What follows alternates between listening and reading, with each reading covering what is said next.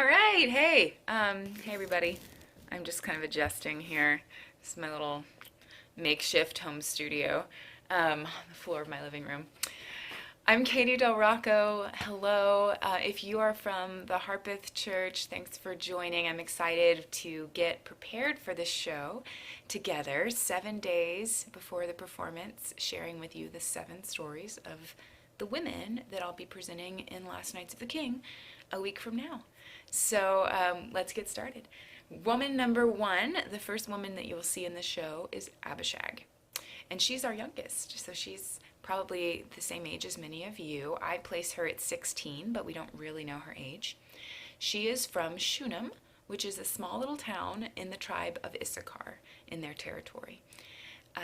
Now, you might be familiar with the word Shunam before. There's a famous character out of 2 Kings from Shunam, and another woman, the Widow of Shunam, or the Shunammite widow.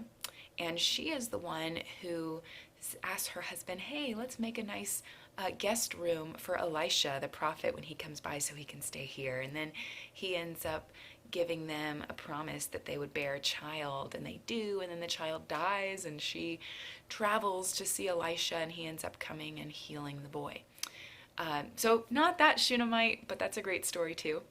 We're going back in time a little bit, so you will find Abishag's story in 1 Kings chapter 1 and 2 if you want to check it out. It's pretty short, just a couple chapters. And we'll just talk about sort of her starting point. The whole play goes through her development, but I think where she starts is something we can really sink our teeth into as we prepare to see the show. So she starts very angry and afraid. Have you ever felt angry or afraid, right? I have. So at the beginning of the show, she has been chosen to keep David warm at night because he is an elderly king at this point, and he's just, his body's having some trouble staying warm. So they're never sexually intimate. Usually concubines were, but she is a different case. However, as a concubine, she belonged to the king. She was his property. So there is a chance that after he died, which would have been pretty soon because he was elderly, she would still have been his property and therefore not have been allowed to remarry or to have children. So she is potentially looking at a life of being a virgin, and that terrifies her because her dream is to be married and to have a home and have kids. And that is how any woman in ancient times, that's how you got your worth, was having children. So she is just terrified at this sudden change in her life. Now, would the real Abishag have felt all of these feelings and asked the same questions? I don't know. Maybe not. Maybe she, from the get-go, saw it as an honor to serve King David. But I think these questions are still really valid ones for us to explore because I know I would have asked them if I had been in her shoes. So let's talk about some of those questions she asked. You'll hear her ask these questions. Is it really an honor to serve the king? Is this what it looks like to be honored? She's in his court. She's tired. She can't sleep because he can't sleep.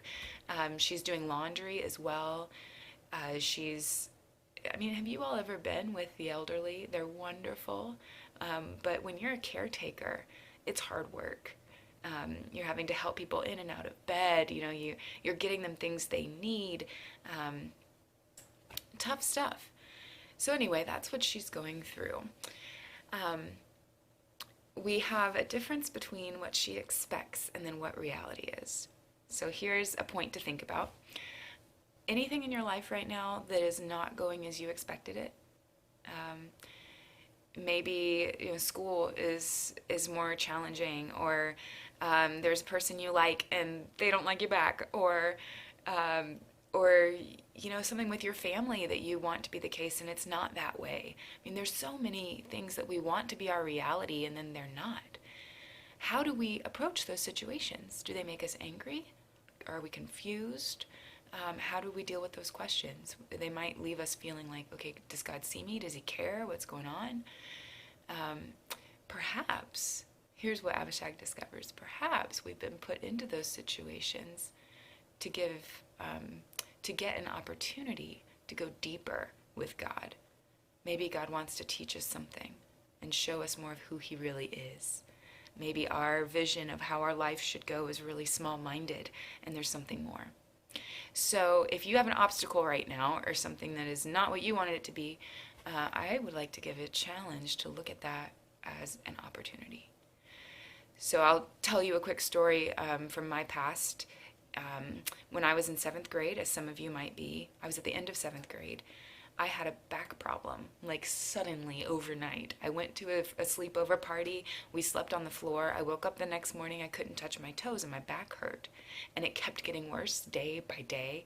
I went to the chiropractor, started going to physical therapy. I was given all these stretches to do, like 24 different ones I had to do every day, and I was crying as I did them. No one knew what was wrong with me.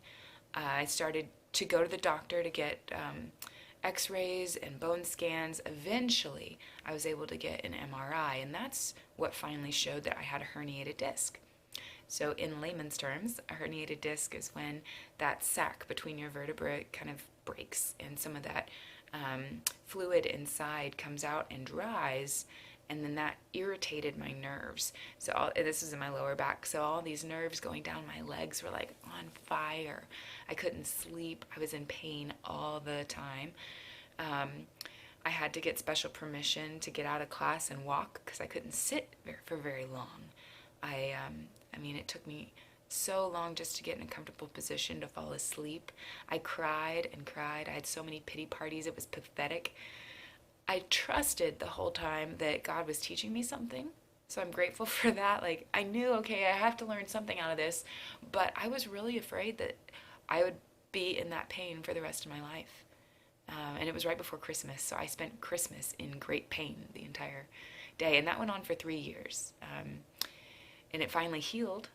Thank God it healed. But that obstacle taught me so much, and that was in the time period where I was first starting to really seek God. I learned that I needed him and that no one else could really help me. So now I am so grateful that I went through that. It was an obstacle, let me tell you, seriously, but it was also a great opportunity to see life from a different perspective. So think about that. What obstacles are you facing right now? How might they be opportunities? How might your reality be different from your expectations? And if you want to dig deeper into Abishag, go to 1 Kings 1 and 2, and you'll get to meet her very soon. So take care, everybody. I'll see you tomorrow. Bye.